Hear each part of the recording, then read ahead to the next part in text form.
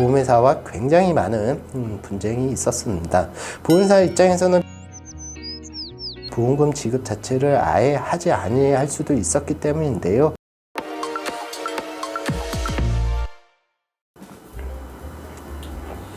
예, 안녕하십니까. 부부손해사정사입니다.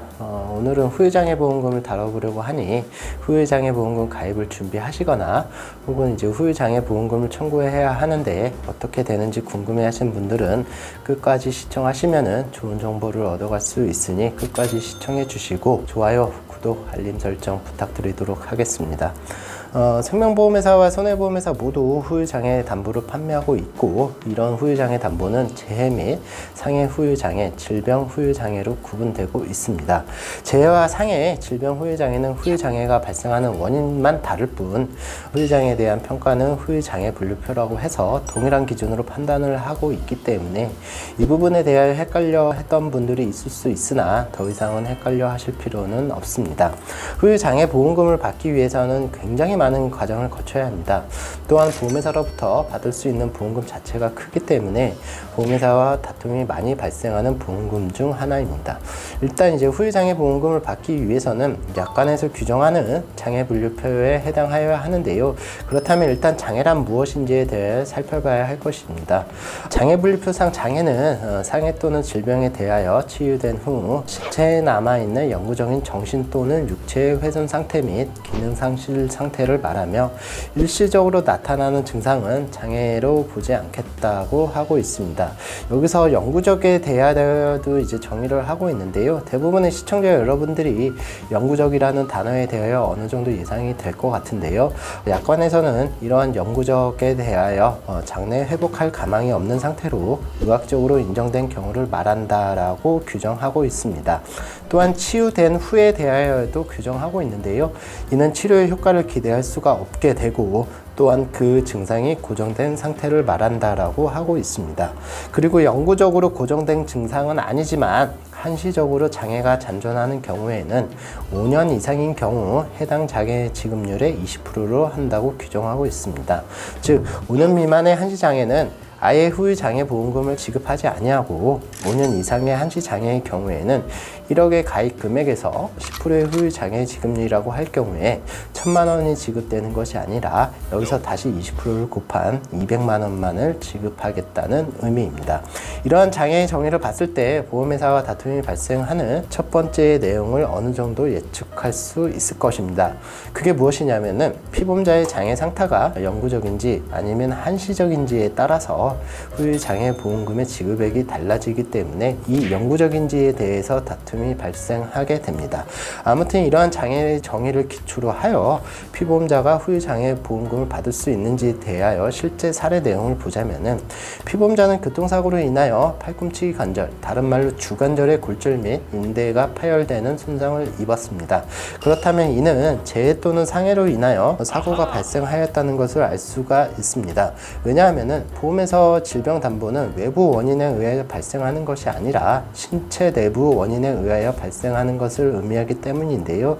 후유장애 보험금을 청구를 할 때 보험회사와 분쟁이 발생하는 두 번째의 경우는 이와 같이 사고 원인이 신체 외부적인지 혹은 신체 내부적인지에 대하여 발생하게 됩니다.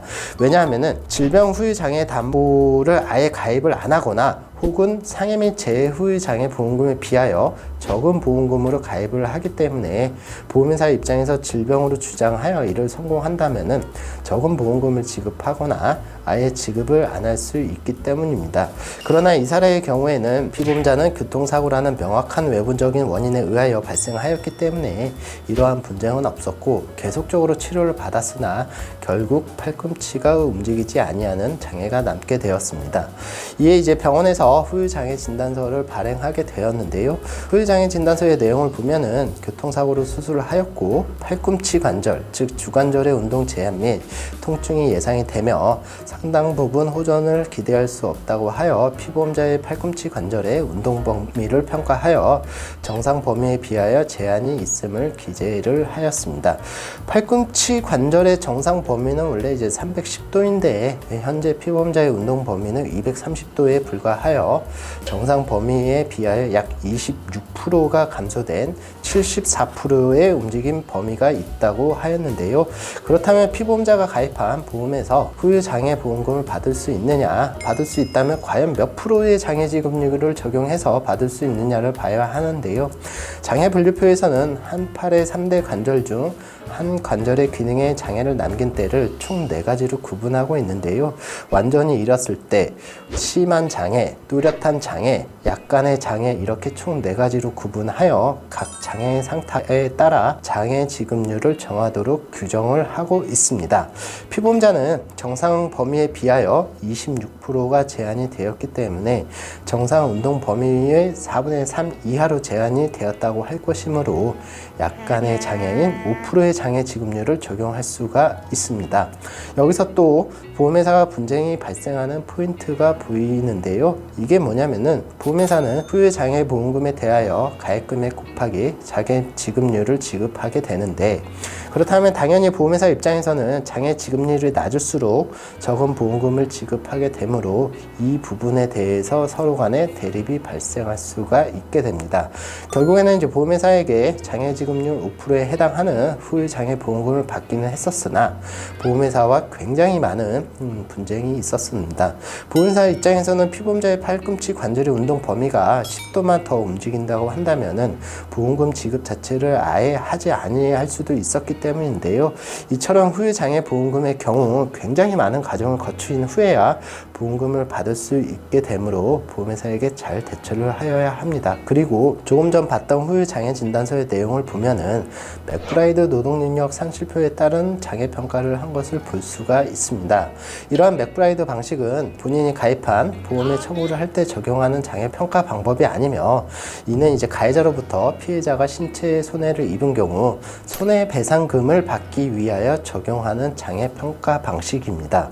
대표적으로 이제 자동차 사고에 따른 보험회사와 이제 합의를 할 때 적용하는 방식인데요.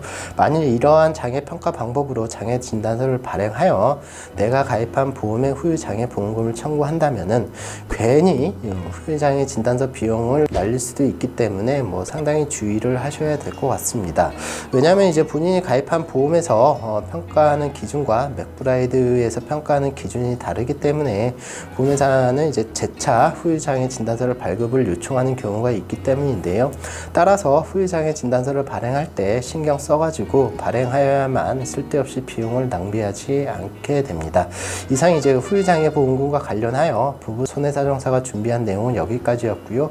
끝까지 시청해 주셔서 감사합니다.